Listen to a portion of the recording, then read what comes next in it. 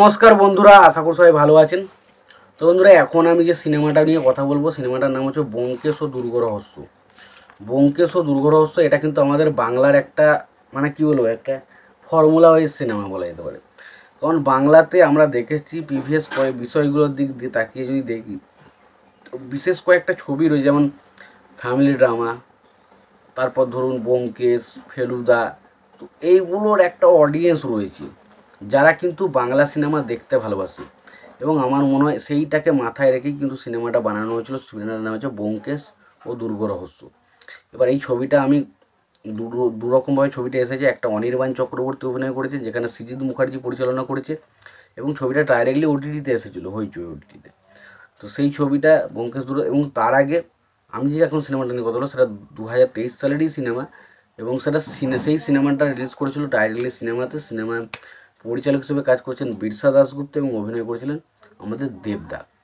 তো সেই সিনেমাটা আমি আলোচনা করব, যেটার নাম হচ্ছে ব্যোমকেশ ও দুর্গরহস্য। এবং বলে রাখি, এটা শরদিন্দু বন্দ্যোপাধ্যায়ের যে দুর্গরহস্য যে গল্পটা রয়েছে, সেই গল্পটাকে অবলম্বন করে সিনেমাটা তৈরি করা হয়েছিল। এবার বিষয় হচ্ছে, ব্যোমকেশ দুর্গরহস্যতে প্রথম সবার যেটা প্রশ্ন ছিল সেটা হচ্ছে ব্যোমকেশের ক্যারেক্টারকে আদৌ কি দেবকে মানিয়েছে।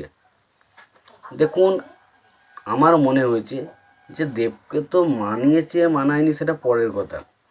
প্রথম কথা হচ্ছে সিনেমাটা গল্পটা অনেক দুর্বলতা রয়েছে, তো সেই বিষয় নিয়ে আলোচনা অবশ্যই করব। তো তার আগে এটুকু বলতে পারি যে দেব তার জায়গায় সে ব্যোমকেশ হিসাবে যতটা দরকার বা যতটা পারার, সে কিন্তু ততটাই করেছে। এবার তাকে কিছু জায়গায় মানায়নি, কিছু জায়গায় অবশ্যই মানিয়েছে। বাট এটুকু বলতে পারি, দেব তার 200% দেওয়ার চেষ্টা করেছে। বাট সেটা দেখা যাক ছবিটা কেমন হচ্ছে। এবার দেখুন, ছবিটা নিয়ে যদি গল্প বলি, তো একজন মানুষ মারা যাচ্ছে এবং তার পেছনে কে দায়ী, কে আসলে খুন করেছে, সেটা নিয়ে তদন্ত চালাচ্ছে দেবের ক্যারেক্টারটা, এবং কিভাবে আস্তে আস্তে খুনিকে বের করা হচ্ছে সেটা নিয়ে হচ্ছে সিনেমা, যেটার নাম হচ্ছে ব্যোমকেশ ও দুর্গরহস্য।